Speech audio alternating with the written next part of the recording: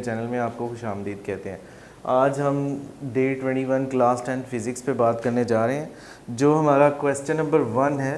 Question number 1 हमें कहता है कि why the two tin can, आपके पास दो मेटल से बने हुए टिन केन है, विद उनको एक ही धागे से जो है वो बांध दिया गया, attach with the same string and तो आपने बताना है कि कौन सा जो है बेटर वे है फॉर द कम्युनिकेशन, कम्युनिकेट के लिए, and then merely shout in the air, या फिर अगर आप हवा में आवाज़ बुलंद करें तो क्या ये एक बेटर वे है साउंड एक जगह से दूसरी जगह प्रोपोगेट करवाने का, या फिर अगर एक ही धागे से जो है वो एक तरफ एक मेटल का टिन है और दूसरी तरफ दूसरे मेटल का टिन है तो उसमें शाउट करने के आवाज़ जो है वो ज़्यादा अच्छे तरीके से प्रोड्यूस होती है या खाली हवा में बोलने से। तो इसका आंसर जो है कि अगर साउंड ट्रेवल करेगी सॉलिड में with the respect of the medium, अगर उसका मीडियम है, ऑब्वियसली आपके पास जो धागा है और जो मेटल आपने दो टिन केन इस्तेमाल कर रहे हैं मेटल से बने हुए, तो वो एक सॉलिड है, तो आवाज़ जो है वो सॉलिड में जो है वो as compare to the air ज़्यादा अच्छे तरीके से और फास्टली ट्रैवल करती है। अगला क्वेश्चन है, we can recognize the person speaking, अगर एक शख्स बोल रहा है with the same loudness of their voice, उनकी जो लाउडनेस है वो सेम है उनकी आवाज़ की, how is the this possible, तो ऐसा कैसे मुमकिन है कि हम उसको रिकोगनाइज़ कर सकें, हम उसकी पहचान कर सकें। तो हम पहचान कर सकते हैं बिकॉज ऑफ देयर क्वालिटी, उनकी आवाज़ की क्वालिटी से।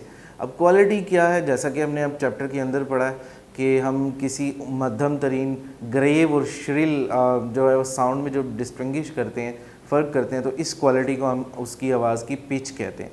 तो अगर हम आवाज़ की पिच पहचान लेंगे तो उसकी मतलब ये है कि इन सेंस हमने उसकी आवाज़ की क्वालिटी को जज कर लिया।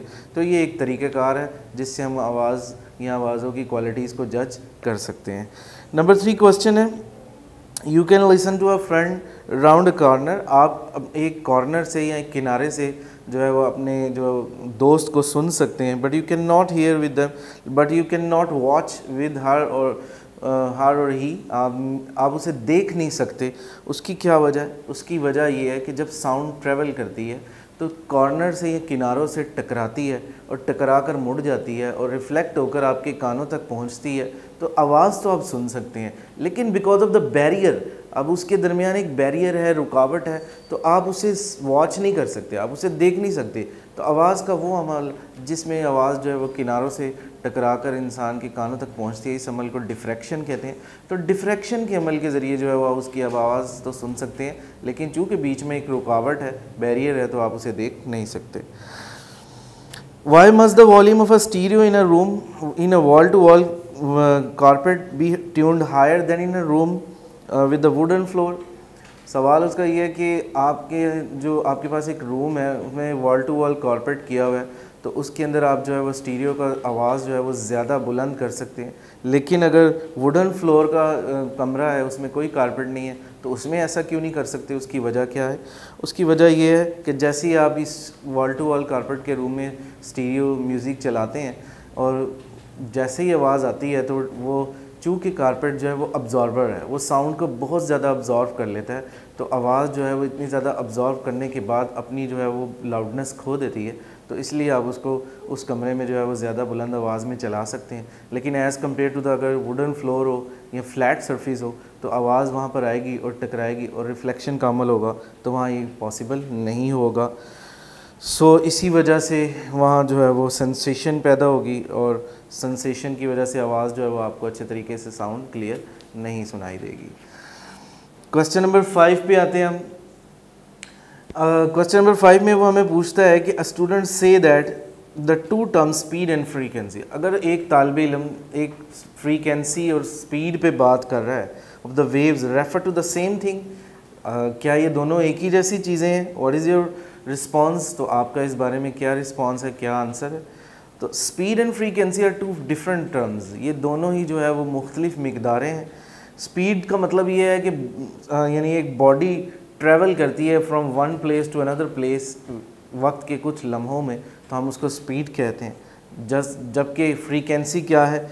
नंबर ऑफ वेव्स का मखसूस हिस्सा या मखसूस पोर्शन जो है वो एक पॉइंट में 1 सेकंड में गुजरे, तो उसको हम जो है उसका फ्रीक्वेंसी बोलते हैं। तो डिस्टेंस कवर करने का बॉडी एक जगह से दूसरी जगह with in a time limit तो वो आपका जो है वो स्पीड कहलाएगा।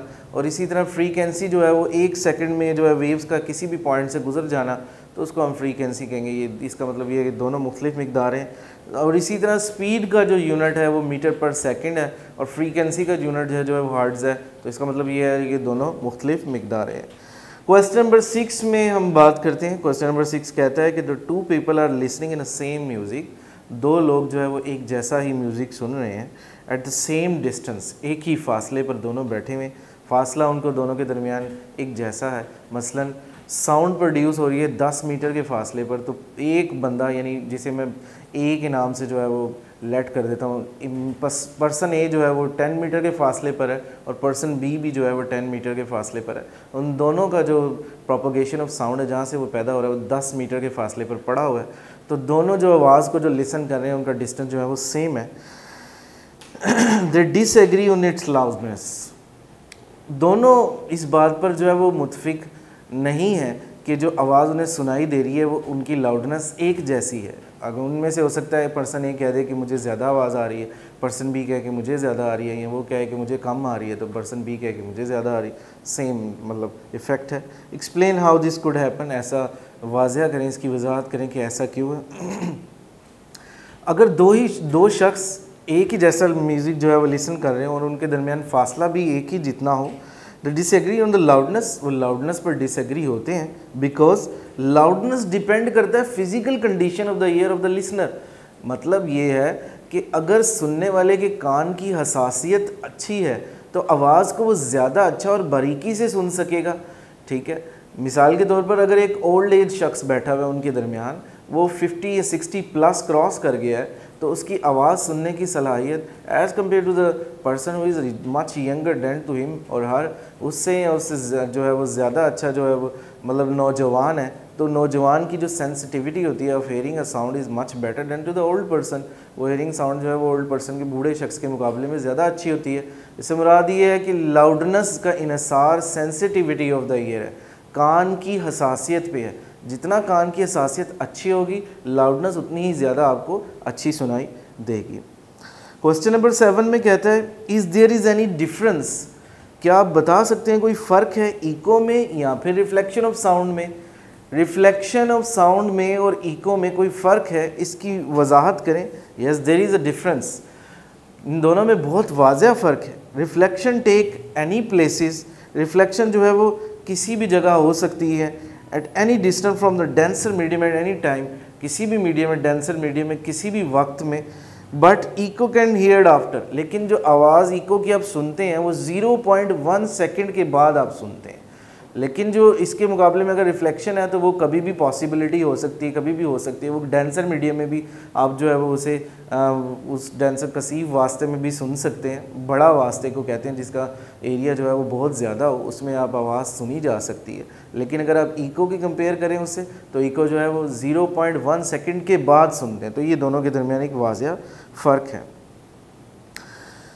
विल टू सेपरेट, अगर आपके पास 2 साउंड है, एक है 50 डेसिबल, डेसिमल से मुराद ये है कि उनका यूनिट जो है वो लाउडनेस का यूनिट जो है वो साथ लगा हुआ है। 50 dB की एक साउंड है वो कंटिन्यू करती है 100 dB के साउंड के साथ। एक्सप्लेन, ऐसा वजाहत करें कि ऐसा क्यों है। Yes when the two same sound, अगर दोनों की साउंड सेम हो, किसी भी जगह से जो प्रोड्यूस हो रही हैं और लाउडनेस भी सेम हो, तो सेम वेवलेंथ हो, तो दोनों ही जो है वो 50 dB will continue at 100 dB sound. तो दोनों ही जो है वो 50 dB की साउंड हो या 100 dB की साउंड हो, वो एक साथ ही कंटिन्यू कर सकती हैं। लास्ट क्वेश्चन है वाई अल्ट्रासाउंड, अल्ट्रासाउंड जो है वो क्यों जो है वो मेडिकल फील्ड में इतनी कारआमद है, काबिल मुफीद है। अल्ट्रासाउंड की फ्रीक्वेंसी आपको पता है, लास्ट टॉपिक में हमने भी पढ़ा चैप्टर के लास्ट में, कि जो 20,000 हर्ट्ज से जो है वो ज़्यादा होती है। जिस साउंड की फ्रीक्वेंसी जो है वो 20,000 हर्ट्ज से ज़्यादा होगी वो उसको हम अल्ट्रासाउंड कंसीडर करेंगे। इट कैरी मोर एनर्जी, क्योंकि इसकी फ्रीक्वेंसी ज़्यादा है, सो दैट्स वाई ये एनर्जी एक जगह से दूसरी जगह ले जाने की सलाहियत ज़्यादा रखती है, ज़्यादा मिकदार में एनर्जी ट्रैवल हो सकती है than the audible sound, audible sound के आम आवाज़ों की निस्बत। अकॉर्डिंग टू द रिलेशन, अगर आप एक रिलेशन पर बात करें, V is equal to F lambda, V से मुराद जो है स्पीड ऑफ साउंड है, फ्री एफ से मुराद फ्रीक्वेंसी ऑफ साउंड है, लैम्डा से मुराद ये है कि डिस्टेंस है, यानी जितना फासला वो ट्रेवल करेगी। इस रिलेशन में अल्ट्रासोनिक वेव्स जो है वो वेरी स्मॉल है, the wavelength of ultrasonic wave is very small. Ultrasonic की वेवलेंथ है वो बहुत शॉर्टर होती है। अगर हम अल्ट्रासाउंड वेव्स की बात करते हैं तो चूँकि इनकी फ्रीक्वेंसीज़ जो है वो बहुत हायर होती हैं, 20,000 हर्ट्ज से अबव होती हैं, लेकिन इनकी जो डिस्टेंस कवर करने की सलाहियत है वो बहुत छोटी है, मतलब वो बहुत स्मॉलर है।